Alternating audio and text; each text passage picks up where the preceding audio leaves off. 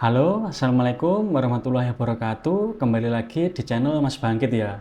Nah, pada konten video kali ini saya akan membahas mengenai pay letter ya teman-teman.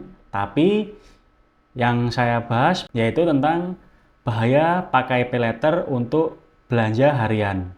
Pada tahun-tahun sekarang ini pay letter memang memudahkan kita untuk belanja ya teman-teman.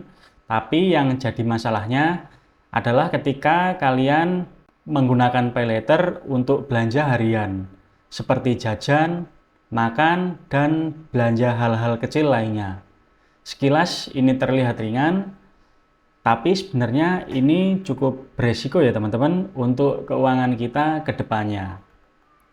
Nah, umumnya banyak orang menganggap pay letter seperti uang tambahan ya, padahal sederhana saja. Pay letter sama dengan utang konsumtif jangka pendek. Artinya kita belanja sekarang ini tapi bayarnya nanti dengan kemungkinan ada bunga dan biaya layanan lainnya. Karena bayarnya ditunda, otak kita jadi merasa belanja itu ringan ya teman-teman.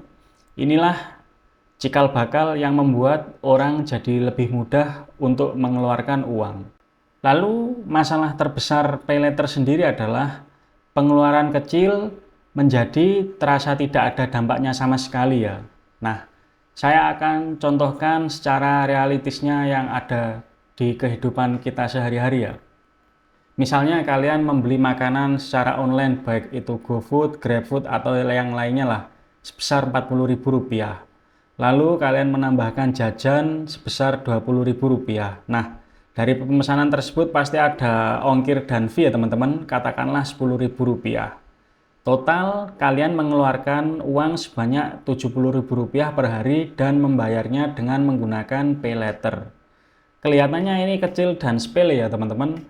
Tapi kalau kalian melakukan ini setiap hari, misalnya tadi yang sebagai saya contohkan Rp70.000 dikali 30 hari, jadi Rp70 kali 30 hasilnya Rp2,1 juta per bulan ya teman-teman.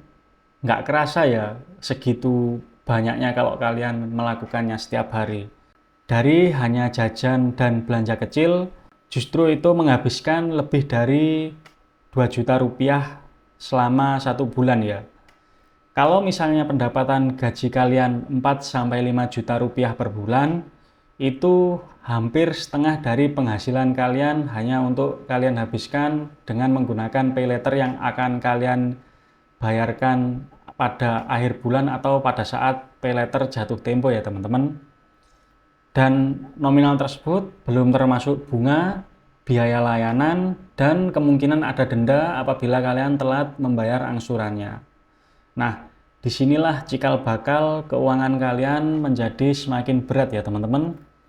Akhirnya kalian tidak sadar telah menghabiskan uang yang banyak. Dan ini menjadi lebih bahaya lagi apabila ketika seseorang mempunyai lebih dari satu pay letter. Bisa 2, bisa 3, atau bahkan lebih. Karena disadari atau tidak, jasa yang memberikan pay letter secara online pada tahun 2026 ini sangat banyak dan mudah sekali diakses ya teman-teman, sehingga tagihan akan sangat menumpuk di akhir bulan. Alhasil kalian menjadi stres, pusing bayar cicilan, gaji habis untuk hutang, lalu ending-endingnya kalian tidak mempunyai tabungan sama sekali. Ini yang banyak terjadi di lapangan ya teman-teman. Pasti ini membuat keuangan kalian semakin hari semakin buruk apabila diteruskan ya. Lalu apa sih dampak jangka panjang terhadap keuangan kita? Kalau kalian meneruskan kebiasaan ini secara berulang setiap harinya, dampak yang akan kalian rasakan yang pertama, kalian tidak mempunyai dana darurat. Ini jelas dana darurat tidak akan terbentuk karena kalian habis untuk membayar angsuran di pay letter ya teman-teman, yang secara tidak sadar kalian menggunakannya setiap hari. Lalu karena dampak yang pertama itu tadi jelas kalian mempunyai 0 tabungan ya. Lalu cash flow menjadi berantakan.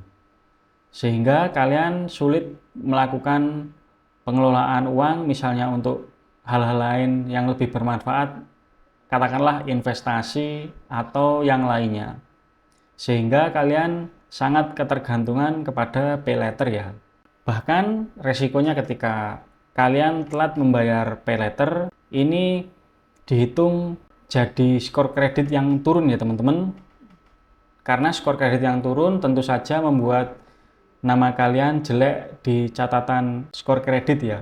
Nah, ketika suatu saat di masa depan kalian ingin kredit KPR atau kredit motor yang lainnya, pasti nama kalian terlebih dahulu dicek ya teman-teman, apakah mempunyai skor kredit yang bagus atau tidak. Sehingga misalkan kalian mempunyai skor kredit yang buruk, besar kemungkinan akan sangat sulit disetujui atau di ACC ya teman-teman.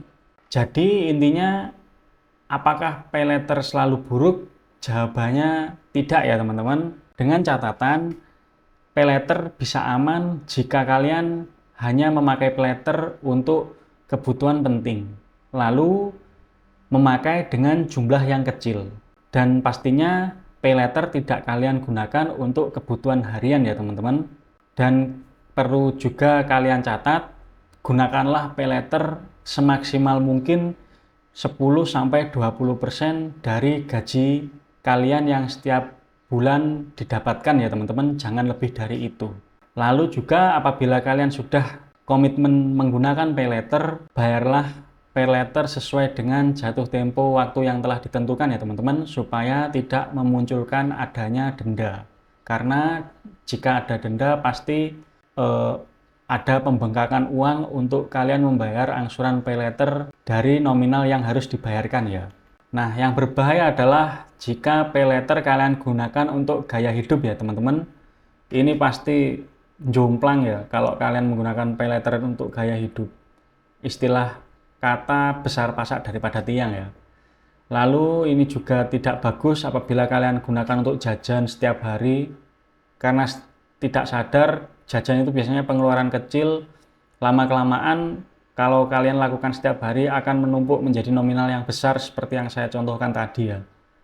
Lalu kalian menggunakan belanja yang sebenarnya ini tidak perlu ya teman-teman. Belanja yang itu hanya menginginkan nafsu semata, tidak untuk keperluan yang benar-benar penting untuk diri kalian ya.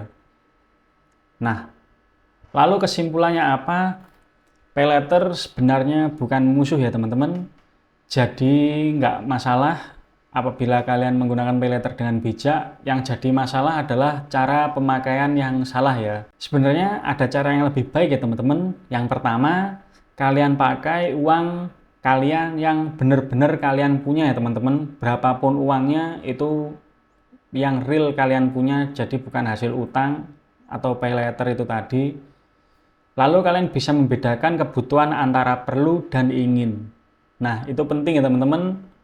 Perlu memang benar-benar yang kalian perlukan, ingin yang hanya kalian inginkan saja, walaupun sebenarnya itu tidak perlu. Lalu utamakan keuangan yang stabil ya teman-teman, karena keuangan stabil tetap di masa depan akan memudahkan kita tanpa menyusahkan keuangan kita nanti kelak ya. Nah, itu ya teman-teman, review mengenai bahaya menggunakan pay later apabila kalian gunakan pay later untuk kebutuhan harian. Semoga video ini bermanfaat dan tetaplah bijak menggunakan uang kalian ya teman-teman.